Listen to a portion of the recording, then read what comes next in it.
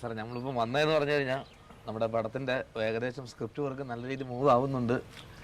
കുറേ ഞങ്ങൾക്ക് അനുഭവങ്ങൾ കേട്ടോ, കുറേ. അതുകൊണ്ട് എഴുത്തിനും ബാക്കിയുള്ള കാര്യങ്ങൾക്കൊക്കെ ഒരു ഉഷാറായി, ഒരു ഫ്ലോ വന്നിട്ടുണ്ട് സാറേ. അപ്പോൾ നമ്മളിപ്പോൾ ഇട്ടിരിക്കുന്ന ടൈറ്റിൽ എന്ന് പറഞ്ഞു കഴിഞ്ഞാൽ ഞങ്ങളുടെ സ്വന്തം പ്രൊഫസർ. ഞങ്ങളുടെ സ്വന്തം പ്രൊഫസർ അല്ലേ?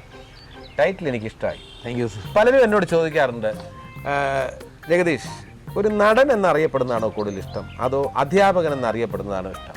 ഞാൻ അവരോട് പറയുന്നത് ഒരു അധ്യാപക നടൻ എന്നറിയപ്പെടുന്നതാണ് ഏറ്റവും ഇഷ്ടം. അതെ, കാരണം ടീച്ചിങ് മോശമായതുകൊണ്ടോ അല്ലെങ്കിൽ ടീച്ചിങ്ങിനോടുള്ള താല്പര്യം ഇല്ലാഞ്ഞിട്ടോ അല്ല ഞാൻ അഭിനയത്തിലേക്ക് തിരിഞ്ഞത്. എൻ്റെ ജീവിതത്തിലെ ഏറ്റവും വലിയ ആഗ്രഹം എന്ന് പറഞ്ഞാൽ ഒരു അധ്യാപകനാകുക എന്നുള്ളതായിരുന്നു. ഞാൻ സിനിമാ നടനായതിൽ വീട്ടുകാർക്ക് എല്ലാവർക്കും സന്തോഷമുണ്ടായി. പക്ഷേ എൻ്റെ അച്ഛനെക്കുറിച്ച് പറയുമ്പോൾ അച്ഛൻ ഏറ്റവും സന്തോഷം കിട്ടിയ മുഹൂർത്തം ഏതാണെന്ന് ചോദിച്ചാൽ ഞാൻ സിനിമാ നടനായപ്പോഴല്ല അത് അദ്ദേഹത്തിന് കിട്ടിയത്. MCOMൻ്റെ റിസൾട്ട് വരുന്നതിന് മുമ്പ് കാനറ ബാങ്കിൽ പോസ്റ്റ് ചെയ്തുകൊണ്ടിട്ടുള്ള അപ്പോയിൻമെൻറ്റ് ലെറ്റർ വന്നല്ലോ, അതാണ് അച്ഛൻ ഏറ്റവും അഭിമാനകരമായിട്ടുള്ള മുഹൂർത്തം. അച്ഛൻ പറഞ്ഞതെന്ന് വെച്ചാൽ ഒരു പരീക്ഷ എഴുതി അതിൻ്റെ റിസൾട്ട് വരുന്നതിന് മുമ്പ് ഒരു ജോലി കിട്ടുക എന്ന് പറയുന്നത്, അത് ഒരു ബാങ്കിൽ, ഒരു നാഷണലൈസ്ഡ് ബാങ്കിൽ ജോലി കിട്ടുക എന്ന് പറയുന്നത് വലിയ കാര്യമാണ്. അതാണ് ഒരു അച്ചീവ്മെൻറ്റ്. അപ്പോൾ ഇന്ന് എനിക്ക് നിങ്ങളുടെ ഈ സിനിമയിലൂടെ ഞാൻ പറയാൻ ആഗ്രഹിക്കുന്നത്, അത്യാവശ്യം നന്നായിട്ട് പഠിക്കണം നമ്മുടെ കുട്ടികളെല്ലാവരും. നമ്മുടെ നാട്ടിലെ കുട്ടികൾ അവർ സച്ചിൻ ടെണ്ടുൽക്കർ ആകാൻ ആഗ്രഹം പ്രകടിപ്പിച്ചോട്ടെ, ദാസേട്ടനാകാൻ ആഗ്രഹം പ്രകടിപ്പിച്ചോട്ടെ, മമ്മൂക്ക ആയിക്കോട്ടെ, ലാലായിക്കോട്ടെ, ആര് വേണോ ആകാൻ ആഗ്രഹിച്ചോട്ടെ. പക്ഷേ അടിസ്ഥാനപരമായ വിദ്യാഭ്യാസം ഇന്നത്തെ കാലത്ത് വളരെ പ്രാധാന്യമുള്ളൊരു കാര്യമാണ്. ചില വീട്ടുകാർ അല്ലെങ്കിൽ ചില രക്ഷകർത്താക്കൾ എൻ്റെ അടുത്തൊന്ന് പറയും, അവൻ നന്നായിട്ട് പഠിക്കുന്നില്ല, സിനിമയിലോട്ട് കയറ്റി എങ്ങനെ ഉണ്ടാവും സാറേ? ഞാൻ പറഞ്ഞു, അങ്ങനെ വിദ്യാഭ്യാസം ഇല്ലാത്തവർക്കുള്ള ഒരു മേഖലയല്ല. അയാൾക്ക് കലാവാസന ഉണ്ടെങ്കിൽ ചിലപ്പോൾ ഒരു വിദ്യാഭ്യാസം കുറഞ്ഞാലും നമുക്ക് പരിഗണിക്കാം. വിദ്യാഭ്യാസം കൊണ്ട് എല്ലാം ആകുന്നില്ല. ഇപ്പോൾ വിദ്യാഭ്യാസം കുറഞ്ഞ സിനിമാ നടന്മാർ നമ്മുടെ ഇൻഡസ്ട്രിയിൽ തന്നെ ഉണ്ട്, അവർക്ക് അനുഭവങ്ങളുണ്ട്. ഇന്നസെൻ്റ് ഏട്ടൻ തന്നെ അതല്ല അല്ല അപ്പം വിദ്യാഭ്യാസത്തിൻ്റെ കാര്യത്തിൽ ഇന്നസെൻ്റ് ഏട്ടൻ തന്നെ പറഞ്ഞിട്ടുണ്ട്, അദ്ദേഹത്തിന് വിദ്യാഭ്യാസം വളരെ കുറവാണ്. പക്ഷേ അദ്ദേഹത്തിന് ഒരുപാട് അനുഭവങ്ങളുണ്ട്. അതോടൊപ്പം തന്നെ അഭിനയിക്കാനുള്ള കഴിവുണ്ട്, വാസനയുണ്ട്. അതെല്ലാമാണ് ഏറ്റവും പ്രാധാന്യമുള്ളൊരു കാര്യം. അപ്പോൾ നിങ്ങൾ ഈ ഞങ്ങളുടെ സ്വന്തം പ്രൊഫസർ ടൈറ്റിൽ കൊള്ളാം. പ്രൊഡ്യൂസറൊക്കെ കിട്ടിയോ? പിന്നെ കഥ അത്യാവശ്യം പ്രൊഡ്യൂസറെ വായിച്ച് കേൾപ്പിച്ചു. പ്രൊഡ്യൂസർക്ക് നന്നായിട്ട് ബോധിച്ചിട്ടുണ്ട്. പിന്നെ മറ്റുള്ള നമ്മുടെ ക്രൂ എല്ലാം കൂടെ ഇരുന്നപ്പോഴും വളരെ ടച്ചിങ് ആയിട്ടുള്ള കുറേ സീൻസ് ഉണ്ടെന്ന് പറഞ്ഞു. ഇനി ബാക്കിയെല്ലാം കൂടെ നമുക്ക് അനുഭവങ്ങളെല്ലാം കൂടെ വെച്ച് ഒരു എന്താണ് പറയുന്നത്, ഒരു ഭയങ്കര എനർജിയാണ് കിട്ടിയത്. സാറിന്റെ ഡേറ്റോടെ കിട്ടി കഴിഞ്ഞാൽ നമുക്ക് ഉടൻ തന്നെ അല്ല, ഇനി നിങ്ങളെ കുറച്ചും കൂടി അനുഭവം കിട്ടാണല്ലോ സാറിന്റെ അല്ലേ?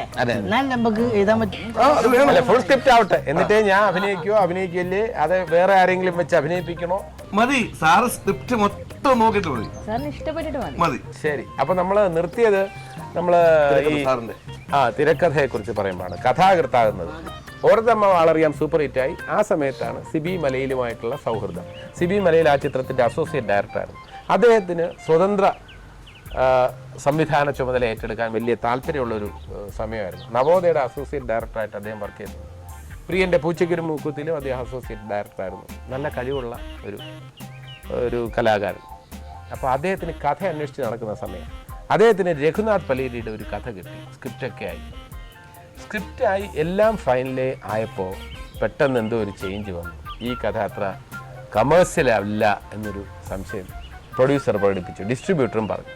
അപ്പോൾ പുള്ളിക്ക് പെട്ടെന്നൊരു കഥ വേണമെന്ന് പറഞ്ഞ് ഇങ്ങനെ തിരക്കി നടക്കുന്ന സമയത്താണ് ഈ ഓർഡർ അമ്മ വളറിയാമിൻ്റെ ലൊക്കേഷനിൽ വെച്ച് ഞാൻ ശ്രീനിവാസനോട് പ്രക്ഷേപണം ചെയ്ത എൻ്റെ ഒരു നാടകം, റേഡിയോ നാടകങ്ങൾ ഞാൻ കുറേ എഴുതിയിട്ടുണ്ട്, അതും പറയാം. അതിൽ സഹൃദയ സമക്ഷം എന്ന് പറയുന്ന എൻ്റെ നാടകം, അതിൻ്റെ കഥാബീജം എന്ന് പറയുന്നത് നായകന് നായികയോടുള്ള പ്രേമം. നായികയുടെ അച്ഛൻ ഒരു വലിയ ഗുസ്തി ചാമ്പ്യനാണ്. ആ ഫയൽമാൻ്റെ മകളെ പ്രേമിക്കുന്ന വേറൊരു ചെറുപ്പക്കാരൻ. അപ്പോൾ ഇയാൾ കണ്ടീഷൻ വയ്ക്കുന്നു, ഞാൻ പറയുന്ന ആളുമായിട്ട് മൽപ്പിടുത്തം നടത്തി നീ ജയിക്കുകയാണെങ്കിൽ എൻ്റെ മകളെ കെട്ടിച്ചേരാമെന്ന് ഗുസ്തി ഫയൽമാൻ പറയുകയാണ്. ഇതാണ് ബീജം.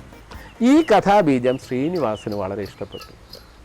ശ്രീനിവാസൻ പറഞ്ഞു, ഇതിനകത്തൊരു സിനിമയ്ക്ക് പറ്റിയൊരു സംഭവമുണ്ട്. അപ്പം ഞാൻ ഈ റേഡിയോ നാടകത്തിലെ ആ സ്ക്രിപ്റ്റ് കൊടുത്തു. അപ്പോൾ ശ്രീനി വായിച്ചിട്ട് പറഞ്ഞു, ഈ റേഡിയോ നാടകം ഇതേപടി എടുക്കാൻ പറ്റില്ല സാർ. അപ്പോൾ ഈ റേഡിയോ നാടകം എന്ന് പറയുമ്പോൾ ഒരു എത്ര സമയം, 2.5 മണിക്കൂറാണോ അതോ 2 മണിക്കൂറോ? പല സമയം കൊണ്ടും പൂർത്തിയാക്കാവുന്നതാണ് ഈ റേഡിയോ നാടകങ്ങൾ. 1 മണിക്കൂർ നാടകങ്ങളുണ്ട്, അരമണിക്കൂർ നാടകങ്ങളുണ്ട്. എൻ്റെ സഹൃദയ സമക്ഷം അരമണിക്കൂർ റേഡിയോ നാടകം. നല്ല ടൈറ്റിൽ, സഹൃദയം സമക്ഷം. അതെ. അപ്പോൾ അതിനകത്ത് കുറേ കഥാപാത്രങ്ങൾ കൂട്ടിച്ചേർക്കണം. ഉള്ള കഥാപാത്രങ്ങൾക്ക് തന്നെ കൂടുതൽ ചിറക് വയ്ക്കണം. എന്ന് ശ്രീനിവാസൻ പറഞ്ഞു.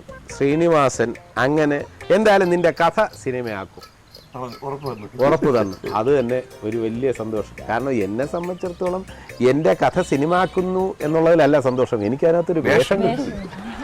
എനിക്കത് മാത്രമേ അപ്പം ചിന്തയുള്ളൂ.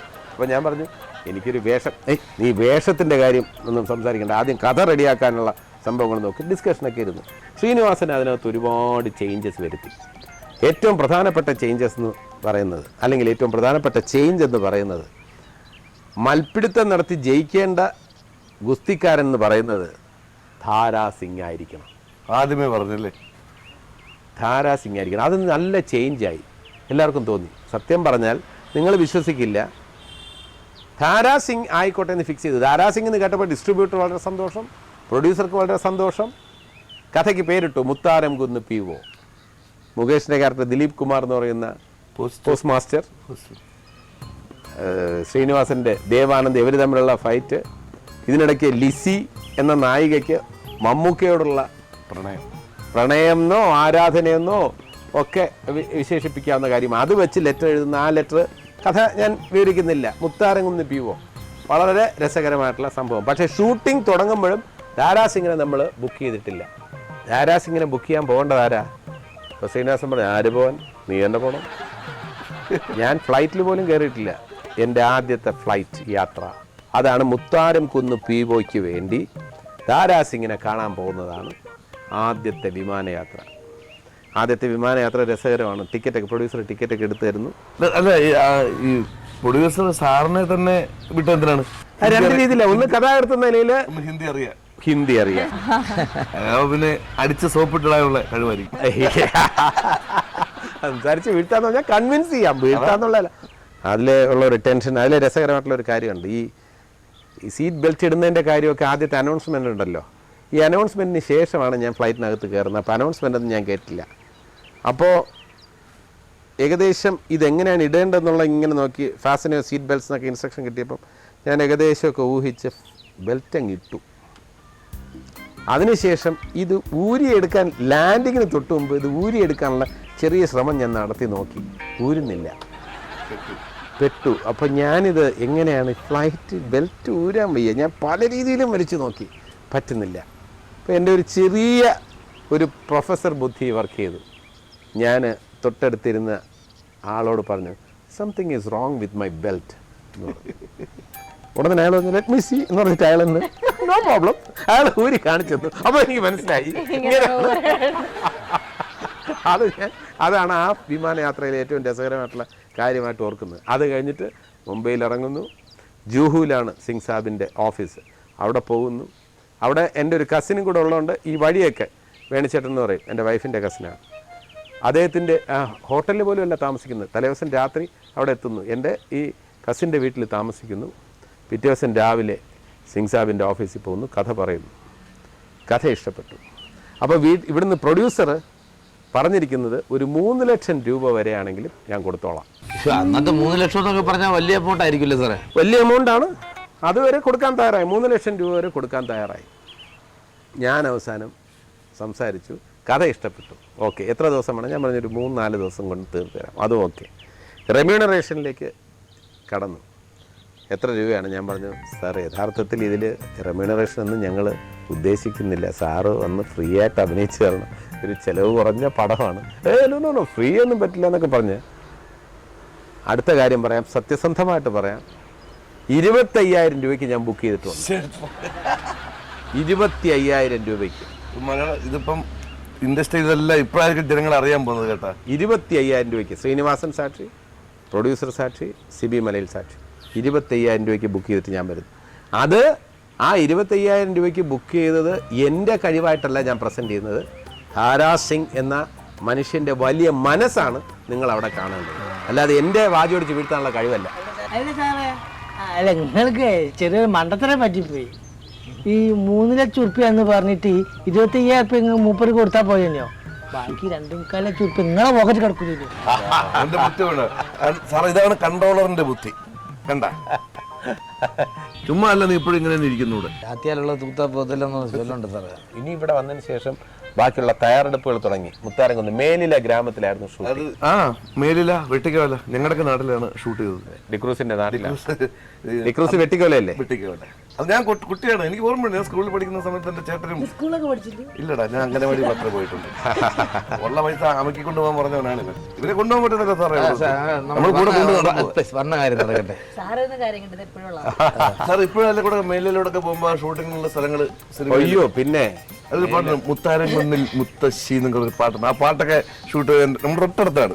അല്ല, അപ്പം സാറ് 25,000 രൂപയ്ക്ക് ഇത് പ്ലാൻ ചെയ്തുകൊണ്ട് വന്നപ്പോൾ ഒപ്പിച്ചുകൊണ്ട് വന്നപ്പോൾ എങ്ങനെയായിരുന്നു ഇവിടെ ഉള്ളവരുടെ റിയാക്ഷൻ? എല്ലാവർക്കും സന്തോഷമായിരുന്നു, ഷോക്കായിരുന്നു.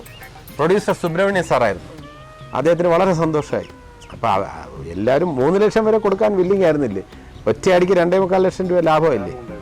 പിന്നെ മുത്താരംകുന്ന് പോലെ രസകരമായിട്ടുള്ള കാര്യം എന്ന് പറയുന്നത്, ഓരതമാവ് അറിയാമെന്ന ചിത്രത്തിൽ തന്നെ പാട്ടുരംഗങ്ങളിൽ അഭിനയിക്കാൻ ഭാഗ്യമുണ്ടായി, ഫൈറ്റ് സീക്വൻസിൽ അഭിനയിക്കാൻ ഭാഗ്യമുണ്ടായി. പക്ഷേ മുത്താരംകുന്ന് പ്യൂവയിലാണ് ഹീറോയ്ക്ക് വേണ്ടി ഒരു ഫൈറ്റ് ചെയ്യാനുള്ള ഒരു അവസരം ഉണ്ടായി. കാരണം ഹീറോയെ അപായപ്പെടുത്താനുള്ള ആഗ്രഹക്കാരന്. ഹീറോ എന്ന് പറഞ്ഞാൽ മുകേഷിൻ്റെ ക്യാരക്ടർ അല്പം പേടിത്തൊണ്ടനാണ്, അപ്പോൾ അയാൾക്ക് ഫൈറ്റ് ചെയ്യാൻ പറ്റില്ല. അവിടെ ഹീറോയിസം കാണിച്ച് സൈക്കിൾ ഷോപ്പ് വാസ് വന്ന് അടിച്ച് നിരത്തുന്ന ഒരു നല്ല ഫൈറ്റ്, ഒരു നല്ല ഹീറോ ചെയ്യേണ്ട ഫൈറ്റ് മുത്താരംകുന്ന് പ്യൂവയിൽ എനിക്ക് ചെയ്യാൻ പറ്റിയിട്ടുണ്ട്. അത് കഥാപരമായ ശ്രീനിവാസൻ്റെ ഒരു നിർദ്ദേശം, ശ്രീനിവാസൻ തന്നെ ഒരുക്കിയ സിറ്റുവേഷനാണ്. ആ സിറ്റുവേഷനൊക്കെ അതിനകത്ത് നമ്മൾ ചിറക് വെച്ചത് മുഴുവൻ ശ്രീനിവാസനാണ്. ആ സിനിമയ്ക്ക് ശേഷമാണ് രണ്ടാമത്തെ മേലിലല്ലേ സാർ ഷൂട്ട് ചെയ്തത്? മേലില, വെട്ടിക്കവല ആ ഭാഗത്ത് കൊട്ടാരക്കര. അപ്പോൾ ആ ഒരു കണ്ടന്റ് ഇങ്ങനെ കൊടുക്കുമ്പോൾ അതിനെ ഡെവലപ്പ് ചെയ്യണല്ലേ മറ്റൊരു രീതിയിൽ തന്നെ. ശ്രീനിവാസൻ എക്സ്ട്രാ ക്യാരക്ടേഴ്സിനെയൊക്കെ ഒരുപാട് കൊണ്ടുവന്നു. അതിനകത്ത് നോക്കി ജഗതി ചേട്ടനും ബി ഡി രാജപ്പൻ ചേട്ടനുമായിട്ടുള്ള ഒരു ക്ലാഷ് ഒക്കെ കൊണ്ടുവന്നു. അപ്പുറത്ത് നല്ല രസമായിരുന്നു. നല്ല രസമല്ലേ, ഇറച്ചിയിൽ ഉപ്പ് വരിടുന്ന് ചറോട്ടയും പോപ്സും. പിന്നെ വേറെ രസകരമായിട്ടുള്ള കാര്യം എന്ന് പറയുന്നത്, ഈ മുത്താരംകുന്ന് പ്യുവോ ഹിന്ദിയിലേക്ക് വർഷങ്ങൾക്ക് ശേഷം ടി കെ രാജീവ് കുമാർ സംവിധാനം ചെയ്തു, കുഷ്തി എന്ന പേരിൽ. അതിൽ ദാരാസിംഗിൻ്റെ വേഷം ചെയ്തത് നമ്മുടെ WWF ഖാലി ഭയങ്കര ഹൈറ്റുള്ള അദ്ദേഹമാണ്. ഞാൻ മലയാളത്തിൽ ചെയ്ത അതേ വേഷം തന്നെ ഹിന്ദിയിൽ എനിക്ക് ചെയ്യാൻ ഭാഗ്യമുണ്ടായി. ഇവിടെ സൈക്കിൾ വാസു എന്നുള്ള ഹിന്ദിയിൽ പപ്പു സൈക്കിൾ വാല. പിന്നെ എൻ്റെ കഥ ചലച്ചിത്രമാവുന്നത് അക്കരെ നിന്നൊരു മാരൻ. അത് പുളിക്കാത്ത മുന്തിരി എന്ന റേഡിയോ നാടകം, അതും റേഡിയോ നാടകമായിരുന്നു. അതിന് ചിറക് വെച്ചതാണ് അക്കരെ നിന്നൊരു മാരൻ. ഫുൾ ടൈം കോമഡിയാണ്, നല്ല രസകരമായിട്ടുള്ള കോമഡി. അതിലും ശ്രീനിവാസൻ തീർച്ചയായിട്ടും. കഥ എന്ന് പറയുമ്പോൾ എൻ്റെ അകത്ത് കുറേ സിറ്റുവേഷൻസും കഥാപാത്രങ്ങളും ഒക്കെ മാത്രമുള്ളൂ. അതിന് ഒരു സീൻ വൈസ് ഡെവലപ്പ് ചെയ്തതും ഡയലോഗ്സും ഒക്കെ ശ്രീനിവാസൻ. ഈ സിനിമയിൽ സജീവമായി തുടങ്ങിയപ്പോൾ കുടുംബത്തോടൊപ്പം ചെലവഴിക്കാൻ സമയം കിട്ടിയിട്ടുണ്ടോ? വളരെ കുറച്ച് സമയം കിട്ടിയിട്ടുള്ളൂ. പക്ഷേ അതിൽ ഒരിക്കലും പരിഭവിച്ചിട്ടില്ല എൻ്റെ ഭാര്യ. എൻ്റെ ഭാര്യയെക്കുറിച്ച് എനിക്ക് ഏറ്റവും വലിയ ഒപ്പീനിയൻ എന്ന് പറയുന്നത്, ഒന്ന്, എൻ്റെ ഈ പ്രൊഫഷണൽ ലൈഫിൽ ഒട്ടും ഇടപെട്ടിട്ടില്ല, ഇടങ്കോലിട്ടിട്ടില്ല. വീട്ടിൽ വരുന്നില്ല, എനിക്ക് സാരി എടുത്തു തരുന്നില്ല, അങ്ങനെയുള്ളൊരു കംപ്ലൈൻറ്റ് ഒരു കാലത്തും. എൻ്റെ ആബ്സെൻസിൽ എൻ്റെ കുട്ടികളുടെ കാര്യം ഏറ്റവും നന്നായിട്ട് നോക്കിയത് എൻ്റെ വൈഫാണ്. എൻ്റെ കുട്ടികൾക്ക് ഏറ്റവും നല്ല വിദ്യാഭ്യാസം, അവർ രണ്ടുപേരും ഡോക്ടേഴ്സാണ്. അവർ ഡോക്ടേഴ്സ് ആകാനുള്ള പ്രധാനപ്പെട്ട കാരണം എന്ന് പറയുന്നത് എൻ്റെ വൈഫ് അവരെ നല്ല രീതിയിൽ വളർത്തി പഠിപ്പിച്ചു എന്നുള്ളതാണ്. അപ്പോൾ ഒരിക്കൽ ഒരു ചാനലിൽ ചോദിച്ചു, ജഗദീഷിൻ്റെ വൈഫുമായിട്ടുള്ള ഒരു ഇൻ്റർവ്യൂ ഞങ്ങൾക്ക് വേണം, ചാനലിൽ വേണമെന്ന് പറഞ്ഞു. ഒരുപാട് ചാനൽസ് ചോദിച്ചു, ഒന്നിലും എൻ്റെ വൈഫ് വില്ലിങ്ങിലായിരുന്നു. ആ പബ്ലിസിറ്റി വേണ്ട എന്നുള്ള രീതിയിലായിരുന്നു എൻ്റെ വൈഫിൻ്റെ നിലപാട്. അപ്പോൾ നിർബന്ധിച്ചപ്പോൾ ഒരു ചാനൽ ചോദിച്ചു, ഞങ്ങളിത് ചോദിച്ചോട്ടെ, ഈ ചോദ്യമായിട്ട് ചോദിച്ചോട്ടെ എന്ന് പറഞ്ഞു. അപ്പോൾ ചോദിക്കാൻ പറഞ്ഞു. അപ്പോൾ ചാനൽ പ്രതിനിധി ചോദിച്ചു, എന്താണ് ജഗദീഷിൻ്റെ വൈഫിനെ TV-യിൽ കാണിക്കാത്തത്? അതൊരു തരം സ്വാർത്ഥതയല്ലേ, വൈഫ് ഷൈൻ ചെയ്യണ്ട എന്ന് വിചാരിച്ചിട്ടല്ലേ എന്ന് ചോദിച്ചു. അപ്പോൾ ഞാൻ പറഞ്ഞു, ഞാൻ അതിന് മറുപടി പറയാം. എന്നെ സംബന്ധിച്ചിടത്തോളം ഒരു മാഗസീനിൽ കവർ അടിച്ച് വരുമ്പോൾ എനിക്ക് എത്ര സന്തോഷം കിട്ടുന്നോ, ഒരു സിനിമയിൽ എൻ്റെ റോള് സ്ക്രീനിൽ വരുമ്പോൾ എനിക്ക് എന്തുമാത്രം സന്തോഷം കിട്ടുന്നോ, അല്ലെങ്കിൽ എന്നെക്കുറിച്ച് ആൾക്കാർ ചർച്ച ചെയ്യുമ്പോൾ എനിക്ക് എന്തുമാത്രം സന്തോഷം കിട്ടുന്നോ, അതുപോലുള്ള സന്തോഷം എൻ്റെ ഭാര്യയ്ക്ക് കിട്ടുന്നത് ഇതൊന്നും വരാത്തപ്പോഴാണ്. എൻ്റെ ഭാര്യയ്ക്ക് ഈ കവറിൽ, മാഗസീൻ്റെ കവറിൽ ഫോട്ടോ വരുന്ന ഇഷ്ടമല്ല. ഒരു എന്താ പറയുക, ഈ വലിയ ഫങ്ഷൻസിൽ എൻ്റെ കൂടെ വരുന്നതും. അതായത് രണ്ടുപേരും രണ്ട് പ്രൊഫഷനാണ്. ആ പ്രൊഫഷനിൽ ഞാനും ഇടപെട്ടിട്ടില്ല. കാരണം ഫോറൻസിക് മെഡിസിൻ എന്ന് പറയുമ്പോൾ രസകരമായിട്ടുള്ള ഒരു സംഭവം കൂടെ അതിനിടയ്ക്ക് പറയാം. കാരണം ഫോറൻസിക് എന്ന് പറയുമ്പോൾ നിങ്ങൾക്കറിയാം, പോസ്റ്റ്മോർട്ടം ഉണ്ട്, മോർച്ചറി ഡ്യൂട്ടി ഉണ്ട്. അതിനെക്കുറിച്ച് നടൻ മണിയമ്പിള്ള രാജു പറഞ്ഞൊരു കമൻറ്റ് ഇവിടെ പറയാം. ജഗദീഷിൻ്റെ ഭാര്യയുടെ ഗതികേട് നോക്കണേ, പകല് മുഴുവൻ ആശുപത്രിയിൽ ശവങ്ങളുടെ കൂടെ, രാത്രി വീട്ടിൽ വന്നാൽ വേറൊരു ശവത്തിൻ്റെ കൂടെ.